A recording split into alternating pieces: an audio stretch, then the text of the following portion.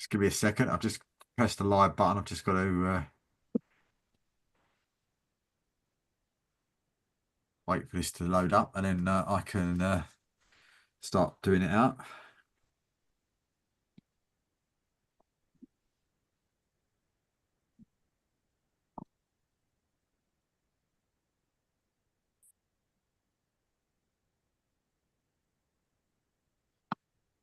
Doing it out.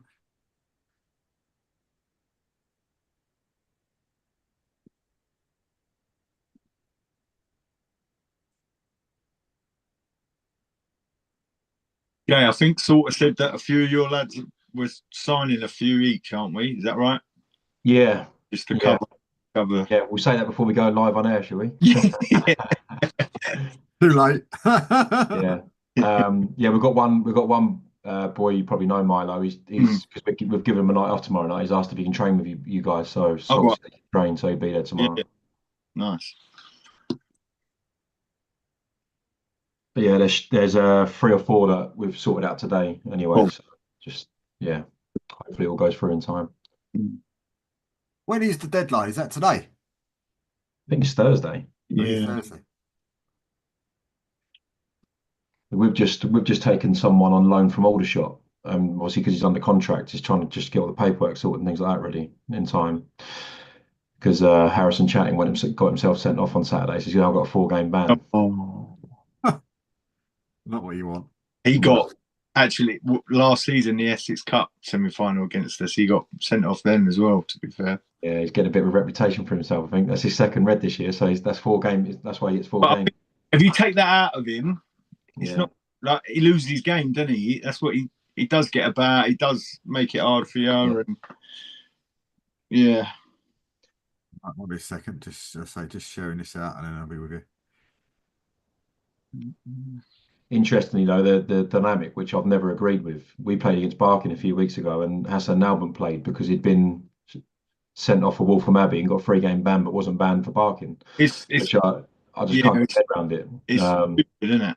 And just typically, we hadn't lost a game in 26 league games in 7 months, and then he scores 2 and we lose. Yeah. You couldn't write it, but obviously the same with Harrison now. Harrison technically could play for Brightonsea, I guess, and he wouldn't be suspended. Which Yeah, they need to talk that. It's not right, is it? How does that work? If you're sent off, you're sent off, isn't it? And it's just I mean, especially violent conduct. I think Hassan, I think it was an elbow or something. So I was told. Yeah, is what it is. I think as managers, we'd all exploit any advantages we can if we could, wouldn't we? So. Yeah. The cost of winning, eh? So. Oh, no. 2 seconds, nearly there.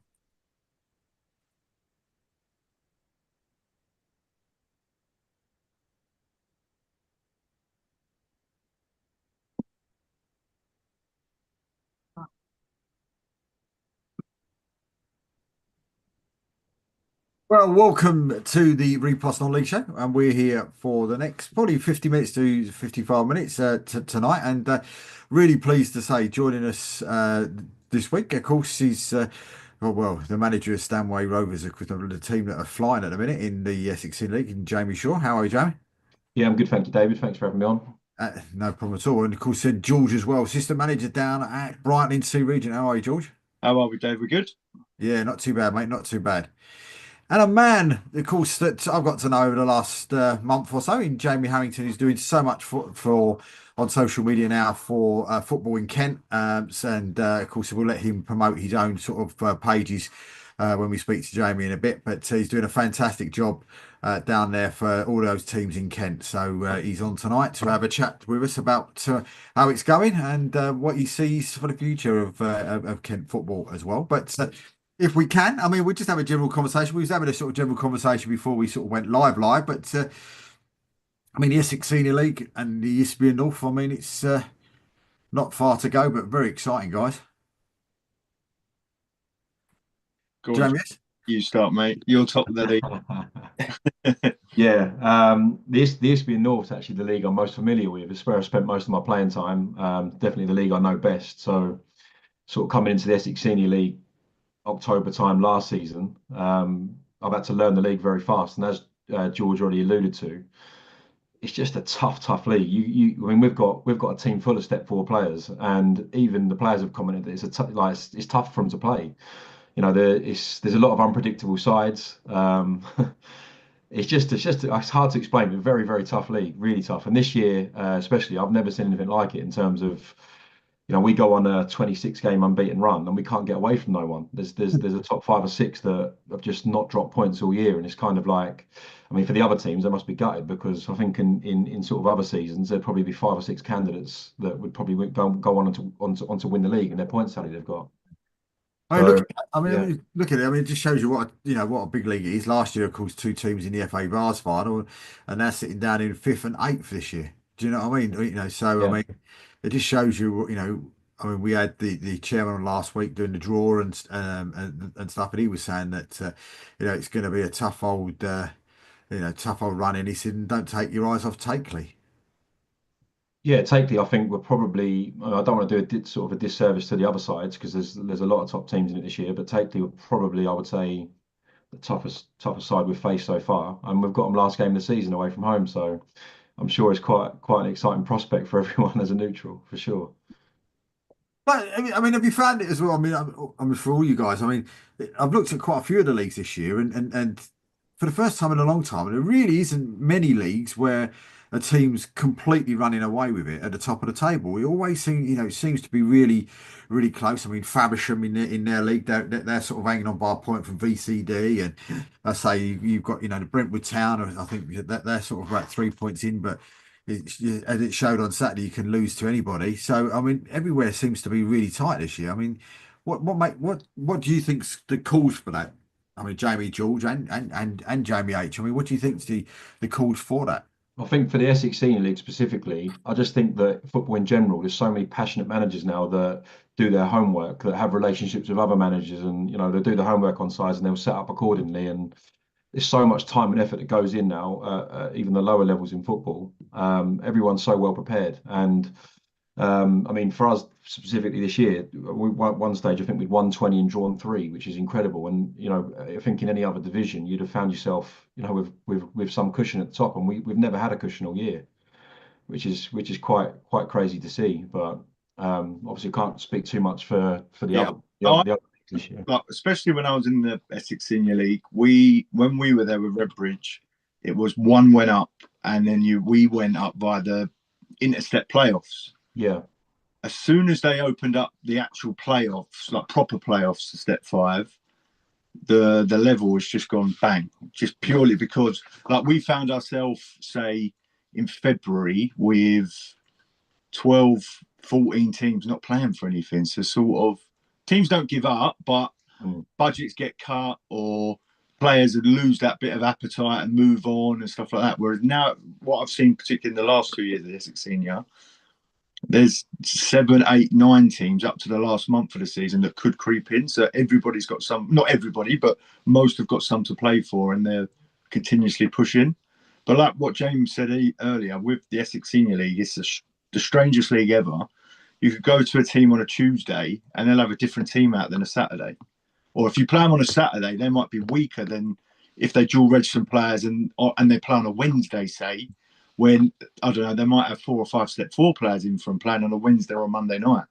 It's a really difficult league to get out of, to be fair. I mean, someone said that as well. But I mean, I've seen reports from sort of Harlow Town fans as well down at step six where they're saying like, they'll watch a team get, 1 week and they're getting absolutely pummeled, and that same team will go to Harlow Town the following week where, the supporters expecting a nice easy win and they turn up with a completely different side because they're playing Harlow Town as sort of like let's be fair, the biggest team in that league.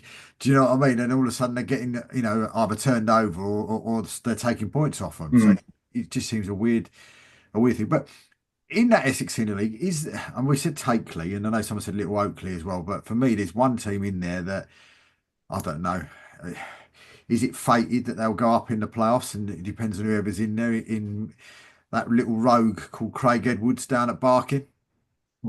I think there's an obvious improvement there.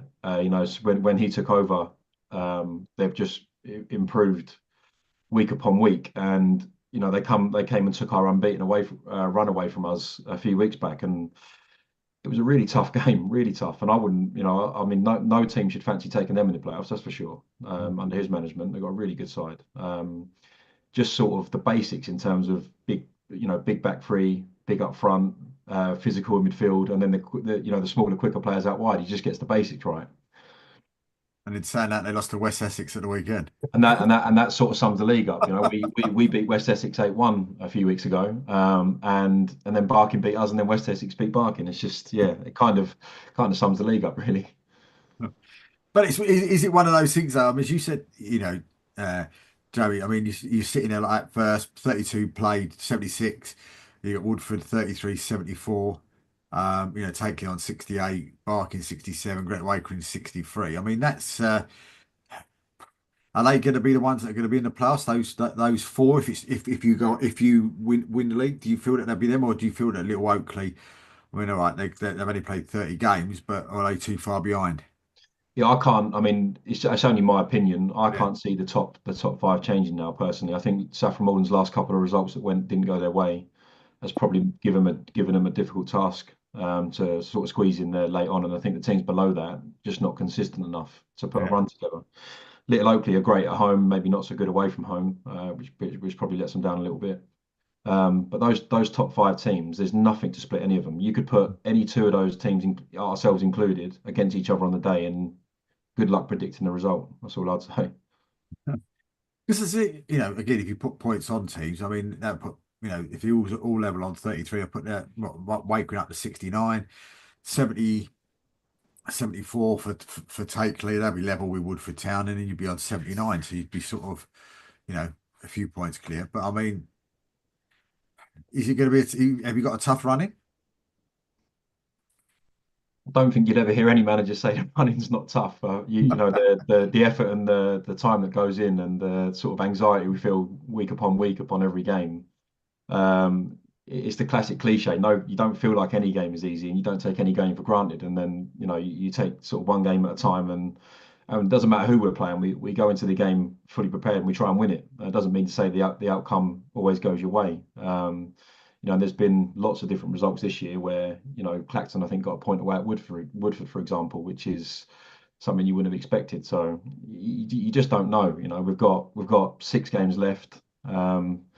And the aim is to win them all, and hopefully, it'd be nice if maybe some other team drop some points along the way. But now we've got Sawbridge with Town at home at the weekend, then Benfleet away, FC Clacton away, Halstead Town at home, Athletic Newham at home, and then, as you said, you finish off at Takeley.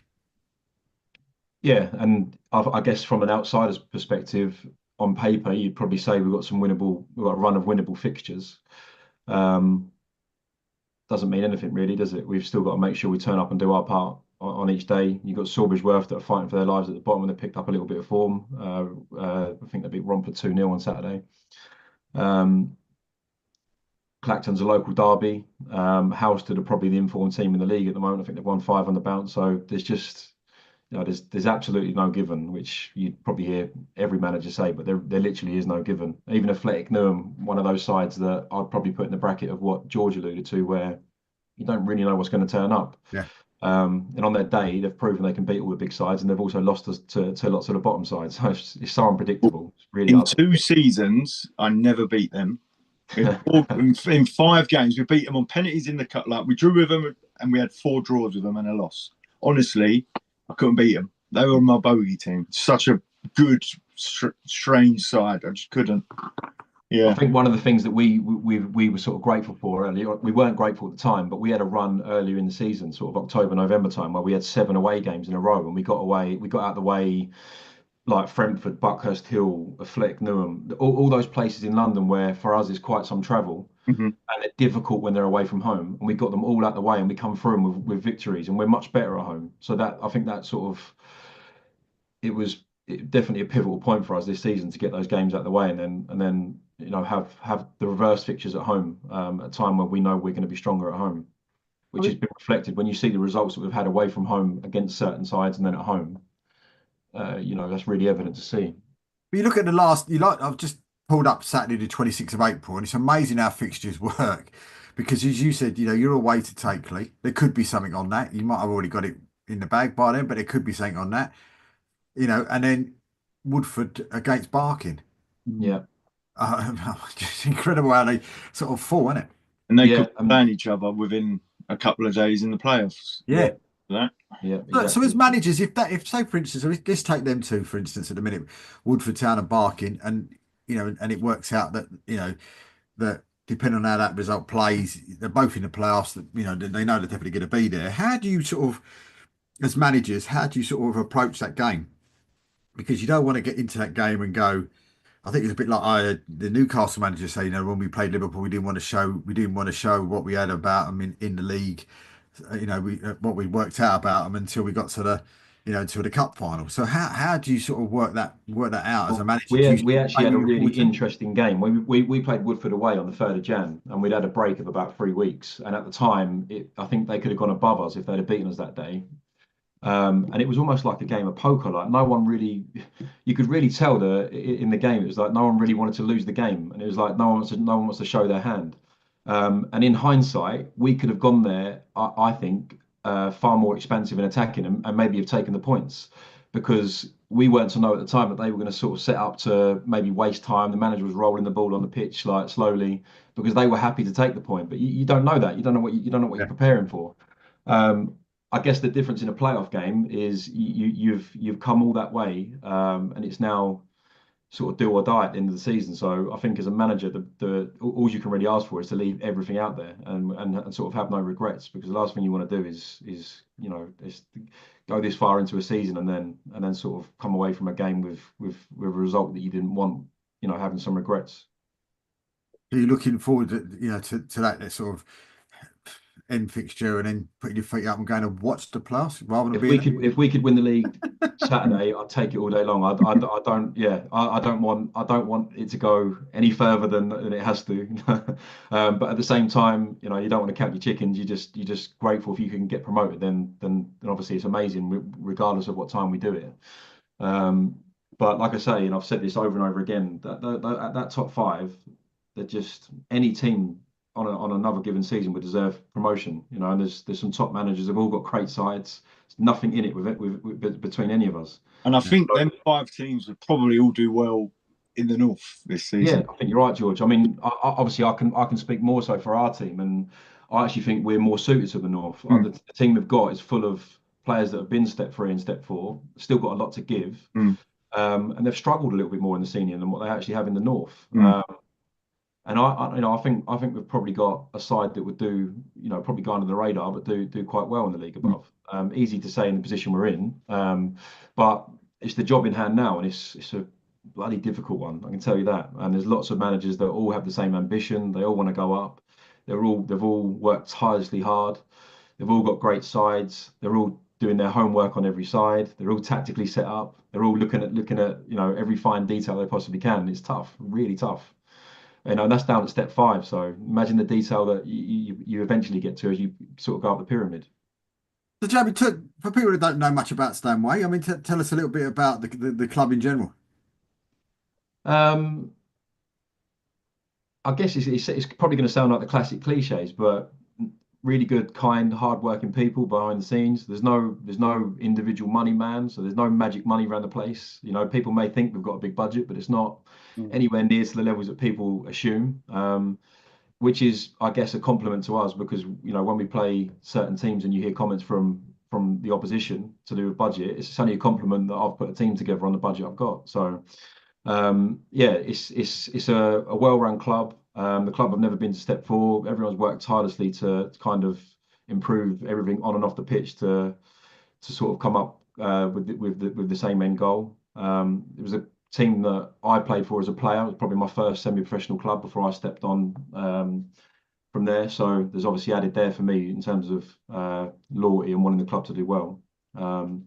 But I mean, locally, for anyone that sort of lives in Colchester, it's the biggest local club, in our area. In terms of infrastructure, the youth setup and everything like that, they've just never really, I don't know, had the right things in place to to go and get out the league, I guess.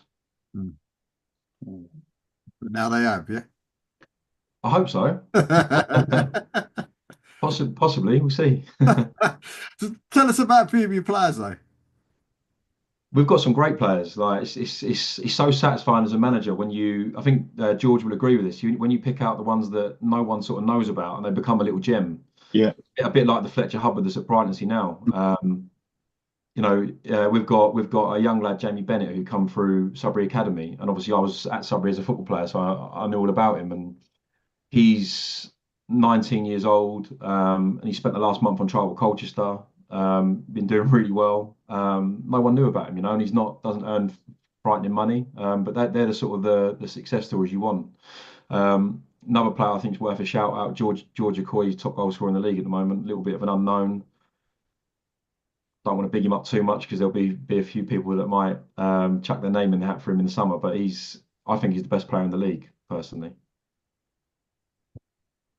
I used to play. He was at Barking. He was always good, to be fair. It was only 2 years ago. He was a bit younger.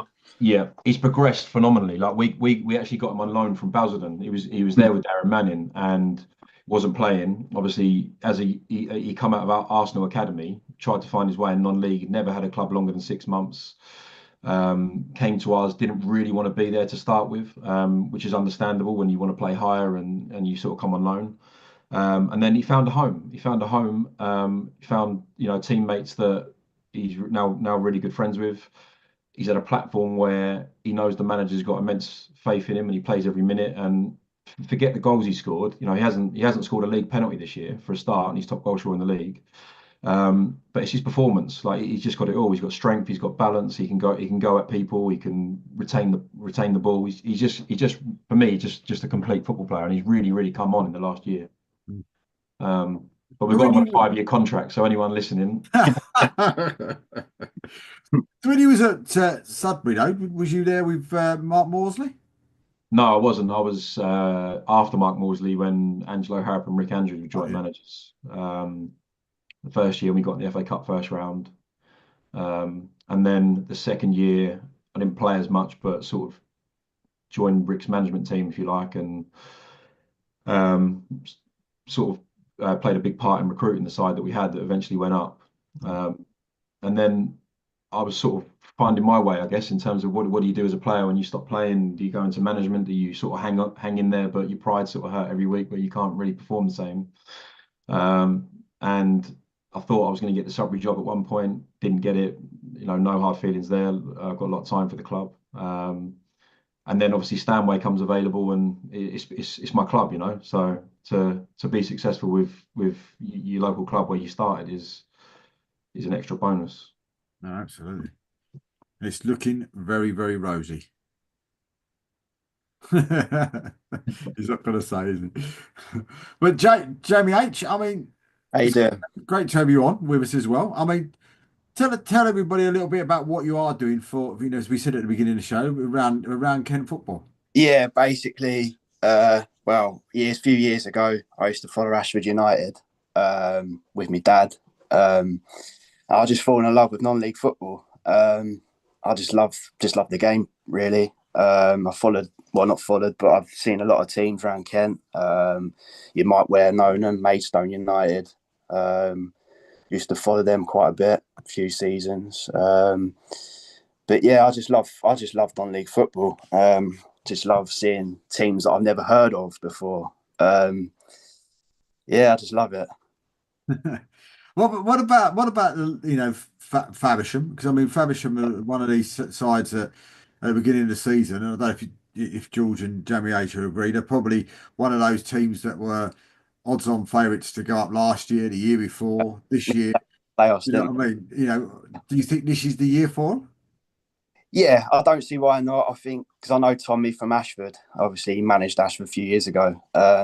He's got a few players in his team that used to play for Ashford. I think he can get them up.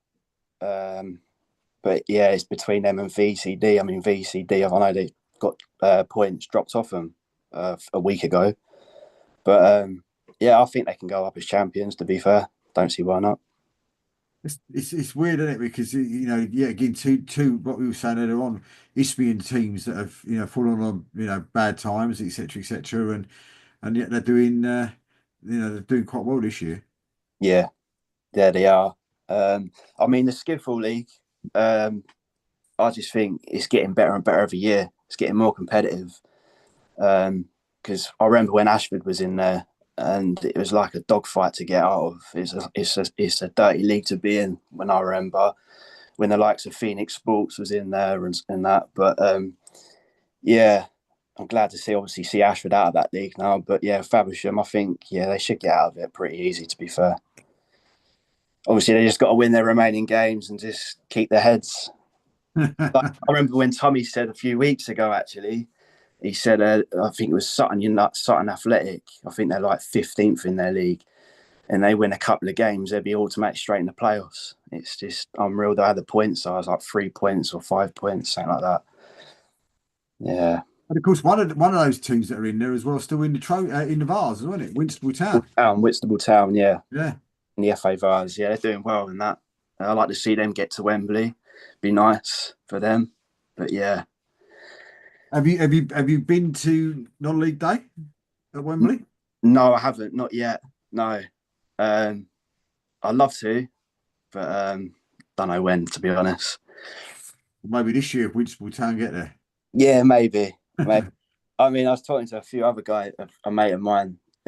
He follows Sittingbourne, and obviously they was in the FA Trophy, and they got knocked out against Aldershot, didn't they, a few weeks back?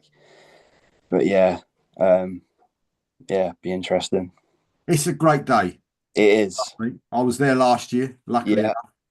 As I've said before, I was there doing press stuff for Romford last year, so I was lucky enough to be in the change rooms and in the tunnel and on the pitch, and probably don't tell the missus, it was probably one of the best days of my life, in all fairness.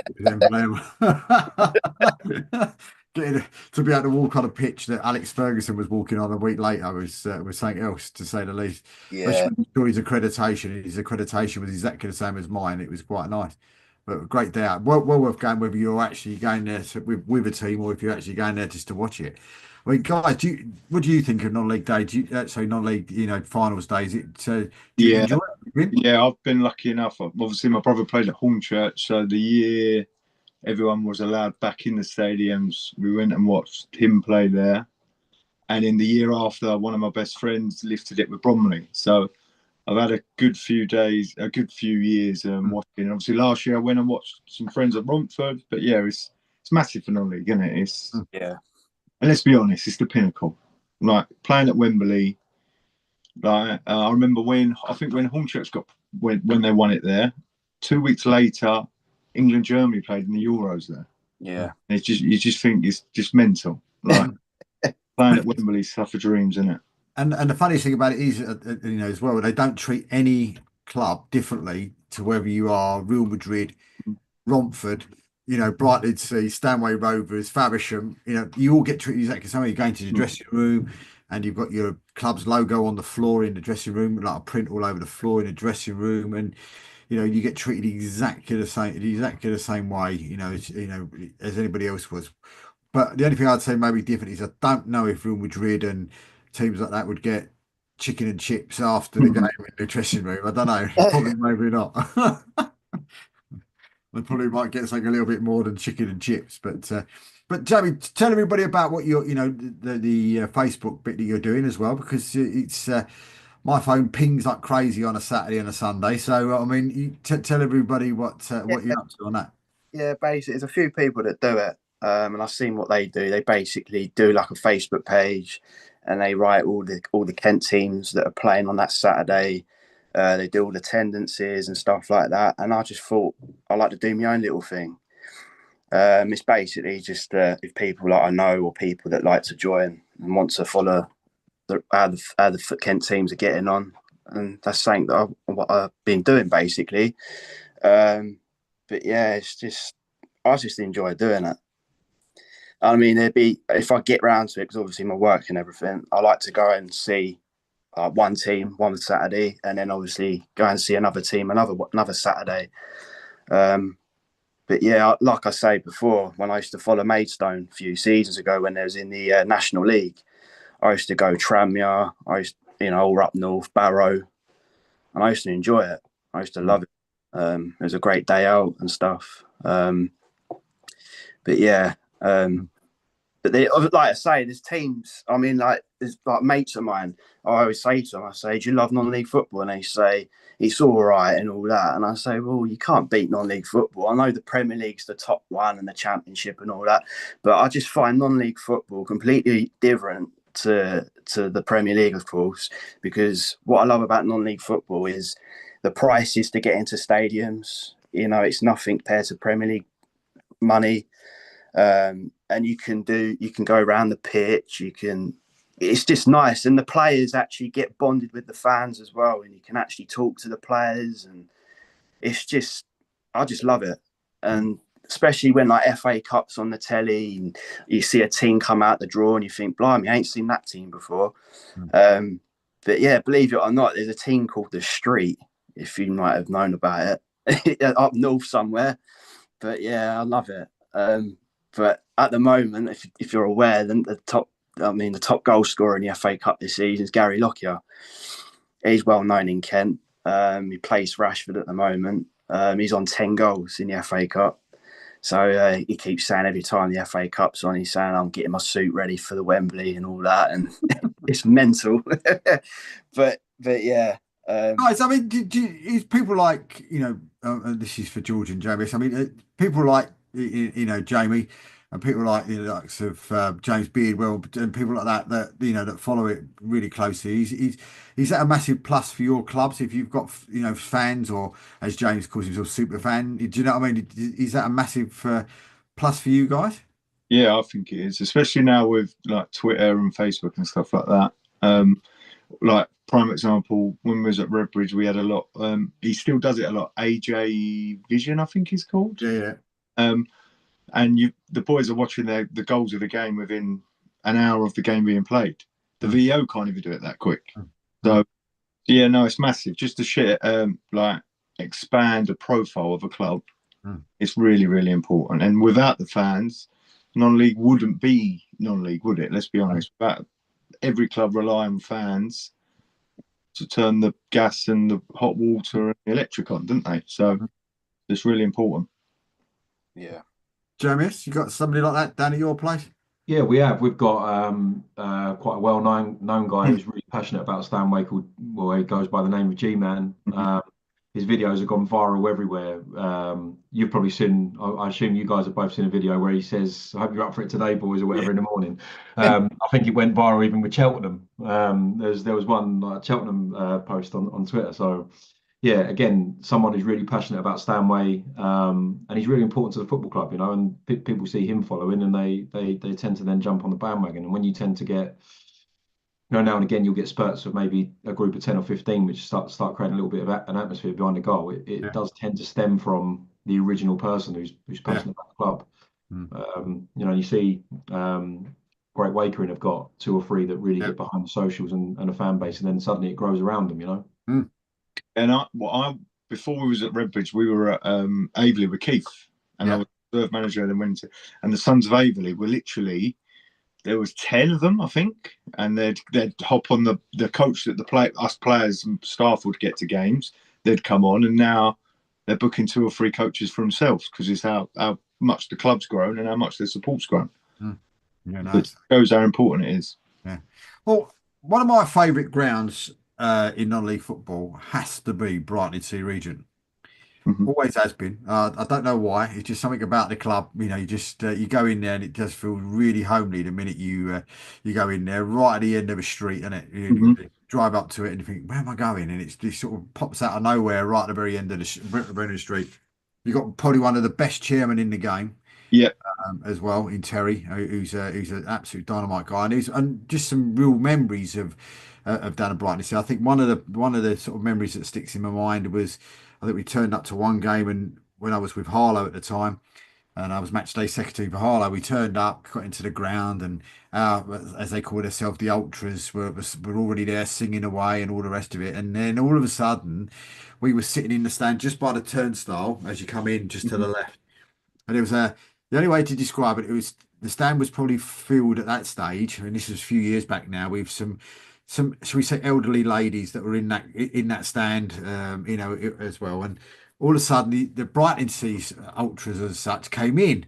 And I still remember it was a couple of ladies standing right behind the back of me, get up, and it was like the old wrestling on ITV. Do you know, on the World of Sport? You know, you got up with their handbags and they're swinging them at your ultras, saying, "Come on, hurry up, get behind the back of that goal. They're already in here," like, having a right old go at them as they sort of come into the pitch. And then of course there's been like the standoff of eBay and all that sort of stuff as well. But I mean, what is it like down at Brighton Sea for you? You know, with Rye. I mean, it's funny you say that, actually. So my brother-in-law come to the ground the first time this weekend. He's an Orient season ticket holder. They didn't have a game, so he come down. And at the minute, as you drive down towards the stadium, there is black and red checkered flags all down the road in everybody's houses, and it looks just incredible. But yeah, look, Salts. Myself and Jack left Redbridge last October. It was just after 3 wonderful years. I needed just a break mentally. Jamie will tell you how demanding it is mentally being a manager and non-stop on your phone, non-stop speaking to players, etc. And I was just burnt out a bit. And I sort of come to at Christmas, I sort of come to the realization I'm fine. I don't need to get back into it. I've sort of switched off from football completely. I'd been to the odd game, but nothing crazy. And then sort of rung me about 6 weeks ago. And unfortunately, he lost his assistant manager to Malden. And first thing he said to me was, "You will love this club." And me and Salts have always got on. We had the same sort of working environment. And then when he was at Clacton, I was at Redbridge, we always stayed in touch. So we've always got on. And I said to him, "Look, I've had a few of these offers, but I've never really taken them seriously. But for you, I will." And he just said, "Come down to a home game and you'll be hooked." And I'll be real, it's incredible there. The fans are incredible, the people are incredible. It gives you that homely feel. Like I say, I've been there 6 weeks and I feel like I've been there years already. The boys are really good, and I feel like, and not just Salts, the previous manager Brett, but something special has been created this season, and hopefully we can carry it on into the playoffs. Fingers crossed. And it is. It's like you look at those playoffs in the Ryman North, and it is sort of like, I wouldn't necessarily say done and dusted, but it's a bit like what Jamie S was saying earlier on. He was saying around that he thinks that there might be that 5 that might be there or thereabouts come the end of it. I mean, I spoke to a load of other people. I mean, Brentwood were on the show last week alongside Berry and Felixstowe, and I speak to Billy, of course, every Sunday, and they all sort of feel it's going to be that sort of 5. I mean, do you agree as well? Well, we as a management don't feel like that. We're going to need to keep the boys grounded because, like you see, anyone can beat anyone. We ourselves went to Ipswich 2 Tuesdays ago and lost after going and beating Tilbury, who was a bit of a 6-pointer, then going away to Walthamstow, being a 6-pointer and winning that. And then you look at it and go, we got Ipswich Wanderers who haven't won a game in 26 games, and then we slipped up. So it's as cliche, like Jamie said, it's as cliche as anything, but you have to take it game by game. We've got Haybridge at the weekend.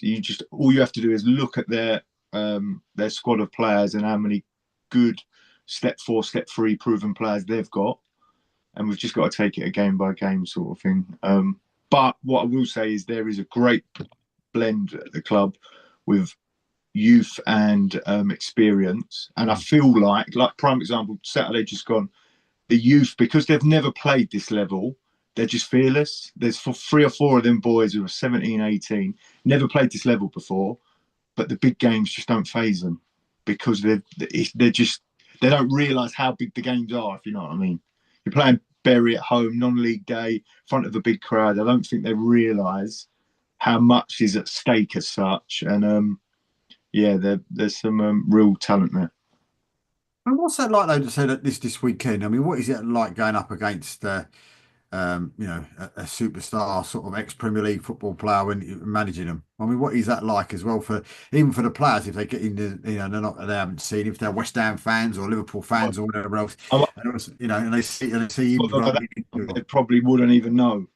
But for me, it's great. Like, I'm not fan, but he's a Premier League legend, isn't he? So like it's amazing. But like I say, you look at Haybridge, you just got to look at their starting 11 from the weekend just gone, and there's players in that who have had promotions from step 4 to 3 or 3 to 2, and there's FA Trophy winners in that like 11. So it's going to be difficult. But every game's, like we said at the start, every game is difficult in this league. The level is very strong, and there's so much detail, and it is very fine margins. I mean, I'm looking at some of their players, as you said on there. I mean, somebody that you probably know, don't you? I mean, I would have thought at 18, Connor Witherspoon, Yeah, ex-Abley, Billy Crook's in there, and Charlie Simpson.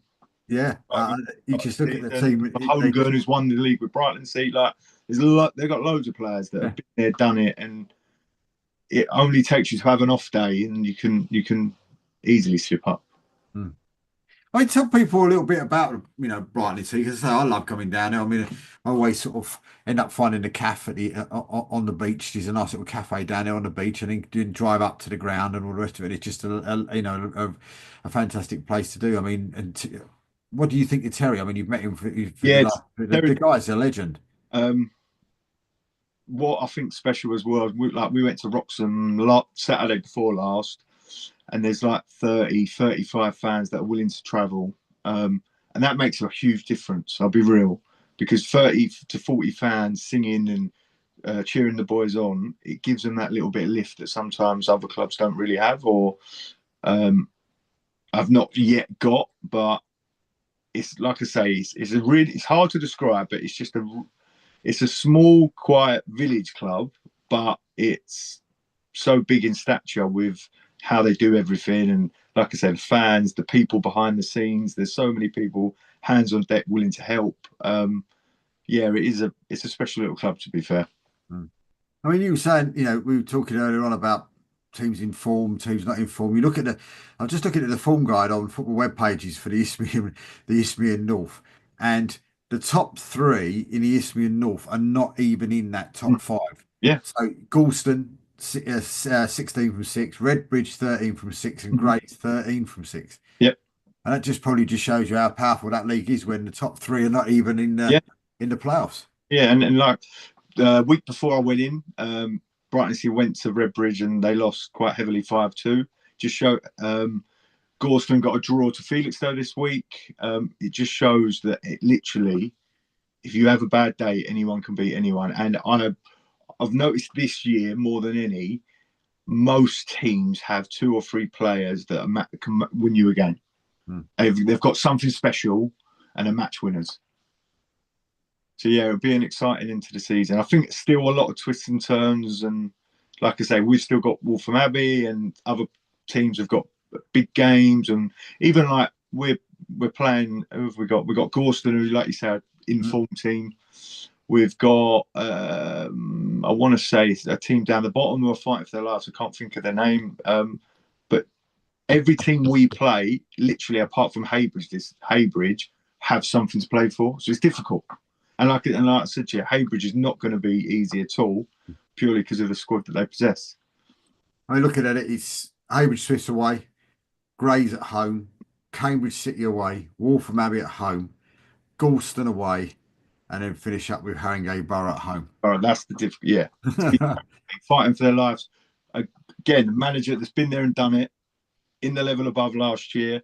Probably a squad that could probably be in the level above. So yeah, it's going to be difficult. It's a difficult running. I mean, we're in that sort of like going into those playoffs. If is it a sort of are you and Salters just looking at going, oh, do you know what, I really want to get into that second or third place position because of what it gives you? Yeah, yes and no, because of course you want the home tie, but then at the moment, if someone said, will you finish 5th, we'll probably take it just so we're there. Again, I think we've been a few, and previously before I come in, they've been to Bury and won, I think, this season, and got a draw away at Felixstowe. So again, I think that is literally down to the squad of boys, and it doesn't phase them home or away, and it doesn't phase them who they play against. They just play without any fear, and that's something that's instilled by the manager. Prime example on Saturday, playing Bury. 0-0, 15 minutes to go, striker on, holding midfielder off. Other managers might have gone, you know what, a point against top of the second in the league is fantastic. But Salts has just got that never say die attitude to go, actually, let's suck another attacker on and let's see what happens. Yeah, and that I think transpires into the boys that they just don't fear where they play or who they play. And it's would you agree with me saying that the worst position is that sort of fifth place for what I mean is this, say for instance, you've got Stanway in the Essex Senior League, you've got Woodford Town, whoever doesn't make that into that automatic playoff place, all of a sudden they might be playing that fifth place team that have been on a really good run, or sometimes you get that fifth place team that nicks it in the last game of the season. Yeah, and they're a team at the top that are devastated because they ain't won the league. Yeah. And then when it comes to the playoff the following midweek, you end up getting turned over. I mean, is that a concern for both of you? Yeah, you look at it and go, it could be 2 away games. You get into the playoffs, then you've got a semi-final away, a final away. But like you say, if it is, and it could literally, I couldn't tell you who's going to win that league at the minute, because every game I look at it, somebody else is different at the top. At the minute, it's Brentwood. At one stage, it is looking like Felixstowe. Another stage is looking like Bury. Like I said, there'll be twists and turns, but whoever finishes second will be devastated that they're not first. And is that going to play a part? I don't know. It can do, it might not. I've seen teams who have finished second, absolute romp playoffs before, but then I also see teams that finish second on the last day and then they foul in the semi-final because they're not prepared to be there. They didn't expect to be there. But it's really, I mean, Jamie, yes, I mean, would you say that's a worry?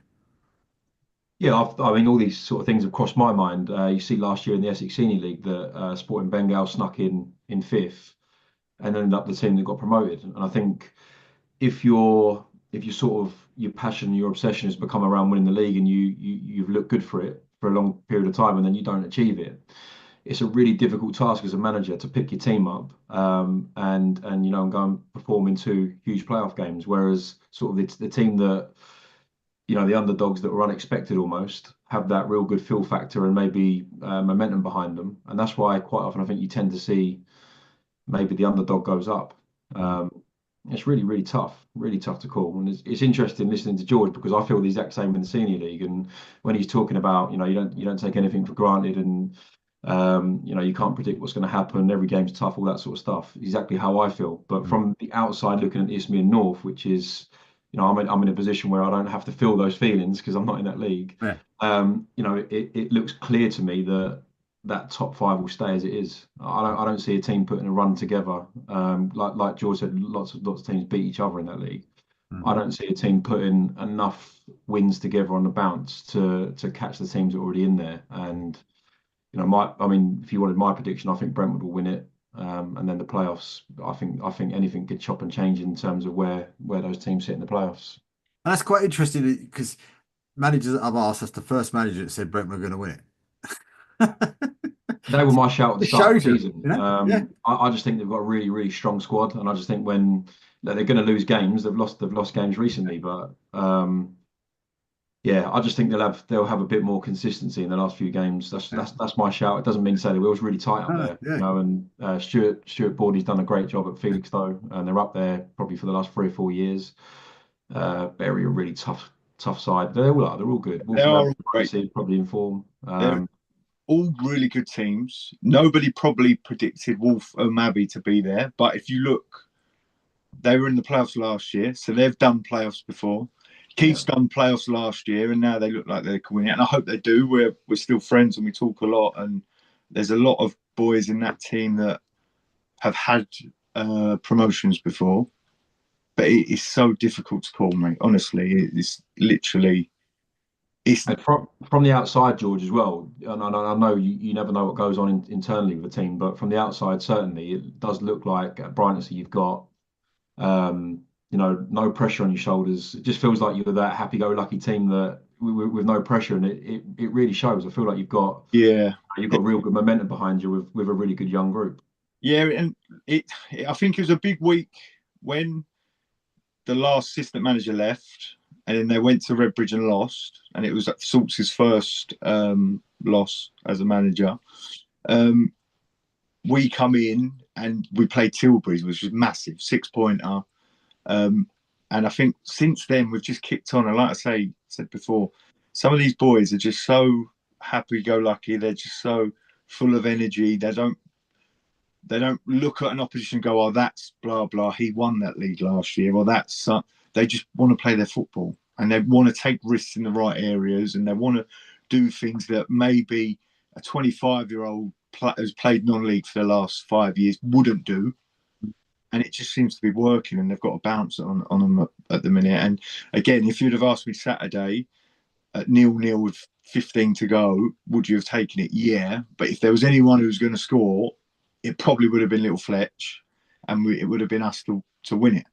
Just because since I've been there in the last 6 weeks, there's moments of magic that he produces, and Louis and a few others that just show that they don't play of any fear. It's like the shackles are off and they just go out and do their thing. I think with a young group as well, George. Sorry, David. It's sometimes with a young group, you don't get so many egos around the place, and you know how tough that can be to manage. Yep. You know, and especially in the bad moments, the tough moments, and you know, from the outside again, it looks like you've got a real humble group that there's 3 or 4 doing really experienced, like the skipper. Really, Adam Bailey-Dennis played at a really good level, keeps them all humble, keeps them on their toes, but again, lets them just have that freedom. Like you've got Walker, who's just signed a pro at Ipswich. I watched him on Saturday, and I'll be real, as a centre half, he's not put a foot wrong for 6 weeks against some top opposition and strikers, and I can see why Ipswich have signed him. But the way he carries the ball, he can take on players like a winger at step 4 does. Like it's just crazy. Some of honestly, until you go and watch Brighton, you go and, if I say to anyone, if you've not seen them this season, try and get over for a game, because some of these youngsters are so exciting, and they're a pleasure to watch every week. They're brilliant. I mean, used to saying about the playoffs, and I mean, I don't know if you remember back to the days, and he always haunts me, does Mark Morsley, I must admit, but he's a good friend now. But it was one of those things when he was in charge of Needham Market at the time, and it was in Isthmian North again. I think it was 2015, 2016, that sort of time. And them and Harlow going at each other's throats for the whole 40-odd games of the season, where one would win, the other would win, etc., etc., etc. Ended up with over 100 points each, over 100 goals each, and literally Needham Market won it on the last game of the season, and Harlow lost by a point, 2 points. Was that Thurrock in the semi-final? Thurrock in the semi-final. And and no disrespect, there was a little bit on it because of something had happened. I think the season around an illegitimate player and etc., etc., and ended up getting Thurrock relegated, and it was Harlow that found it out, and it was all a little bit. The atmosphere was, shall we say, Jamie? Yes, it was probably a bit spicy. I think that's probably the word for it. Behind the scenes and on the pitch, and it was. And 24 points between 2nd and 5th, and Thurrock win after extra time. Do you know what I mean? And it was like, oh my God, the devastation that day was ridiculous. That was a great game, by the way. It was 4-3, is that? Yeah, something like that, yeah. And I think then they went to the final, lost to Brentwood, something stupid like 5-0 or something stupid, wasn't it, in the final? But they went there, but it's weird how that happens in those playoffs, because the first year Harlow were in the playoffs the first time. They beat Heybridge Swifts at Heybridge Swifts, and they'd beaten us 3 times, 2 in the league, once in the FA Cup. We then played Whittam in the final, and then when we went to play Whittam in the final, we'd beaten them twice that season, and then we got turned over. Following season, you get turned over in the semi-final, and then the following year, they're in the playoffs again, where they had to play Cray Wanderers with Tony Russell and Hornchurch, which was probably the two hardest games they've had and won them both and got promoted. Just a complete lottery. I mean, have you had experienced guys in there before in those playoffs? Brilliant. When we were in the Essex Senior at Redbridge, we had to do the inter-step playoff where we played a step 4 team. So Enfield won the league. We come second. So we had a week. I say a week spare. we had one league game, and then we had a semi-final of the Errington on the Wednesday, and then the playoff finals on the Saturday, and then a cup final on the bank holiday Monday. It was just a hectic time with the pitch at Redbridge. We were backlogged, so we were playing like Tuesday, Thursday every week for about 6 weeks. So we done all our homework that day. That last game of the season, Southend Man had already been relegated. We'd already clinched second, so I didn't even go to the game. I went to Tilbury. Another member of staff went to Wakering, who played Sudbury that day, and another member of staff went to Holbridge. So I had everyone covered, sort of, to do our homework. And then on the Wednesday, I remember being at Woodford away for a semi-final of the League Cup. We got an email saying we're playing Haywards Heath. And I was like, who the hell? What the hell? Like, what is going on here? They completely jigged everybody around. And I don't know if you remember, you had like teams from like Stansted were going up north, and it was just absolute carnage. Nice, yeah. So we had no homework. I knew one person from Hive Town who sent me a bit of information. That was it. We went there 2-0 down at the half. And I'll be real, I sort of come to an acknowledgement. They were just better than us. We're not prepared. They were just better than us. Although we'd had a great season, the boys looked flat on their feet, and we managed to win the game 3-2 in the normal time. Absolutely unbelievable. But yeah, it's them sort of games. You cherish them forever. Like, even getting back to Thurrock days when I used to be the reserve manager, Mark used to let us sit in the changing room for like a semi-final or a final. So I'd listen to his team talk and I'd watch how he'd prepare, and them sort of stuff stuck with us forever. Do you know what I mean? Because we would always be learning from people like that, or Keith Rowland or someone like that. We would always learn in the big games how to handle some of the pressure. Do you know what I mean? No, absolutely. Absolutely. Well, listen, guys, time's run away from us. I know you're desperate to get off this non-league call to go and watch England versus Latvia. Oh, I forgot about that. Yeah, I might go off and watch WWE Raw myself, but there we go, because that's in Glasgow and it's live and right at this present minute in time. But yeah, we'll go back and see that. But a massive thank you for joining us today, for Jamie H. Keep up all the good work, mate. And as I say, we'll get as many people following that the page of yours. Do you want to let everybody know quickly before we go what the page is called? It's called, let me get it up quickly because it's above my head quickly. It's on Facebook Messenger. Kent Non-League Football. There you go, Kent Non-League Football. Get yourself on there and join the fun, because he puts a lot of hard work into it. And as I said, over the weekend, you'll get pinged and pinged and pinged with all the results, the tables, half-time results, scores, everything on there as well. A massive thank you for Jamie S, and we wish Stanway all the very, very best, and hope to see you in Step 4 next year. Thanks, David. I've actually enjoyed myself. Thanks for having me on. No worries, mate. Anytime, you're more than welcome. Anytime you want. And of course, George as well. I would say I do wish Bright Little all the best, because I love the club. I think it's fantastic. But of course, my hometown club, Waltham Abbey, are in there as well still. I was hoping to come and see you on April the 19th, but I've got a wedding we've been invited to, so unfortunately I won't be there. But if I can get out of it, I'll definitely be coming up to Bright Little on that day. But wish you and Terry and all the boys right all the very, very best. Thank you for having me on, mate. I appreciate it.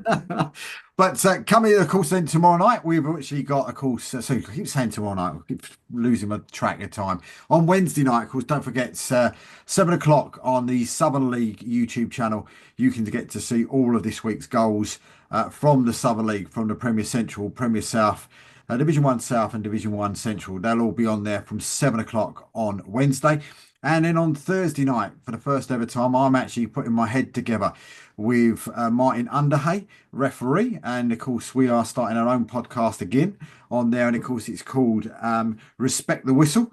And we're recording the first episode of that on Thursday evening. And if you want to see Martin, go on to search Unders 007, believe it or not, on TikTok. He's the TikTok king. He's got over 100,000 people watch all of his TikTok stuff. He goes through all the weekend's games like you see on Sky Sports on the big screen, and he shows you all the events. So, of course, if you have any refereeing decisions, good and bad, we don't just want the bad, good and bad, then please make sure that you send them in to us, and we'll get Martin to have a look at them. And the email address you want is respectthewhistle@gmail.com. That's respectthewhistle@gmail.com.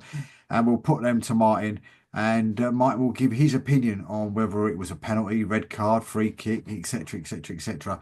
On that Respect the Whistle podcast, which we will start recording this Thursday. But from George, from Jamie and Jamie, thank you for watching tonight, and good night.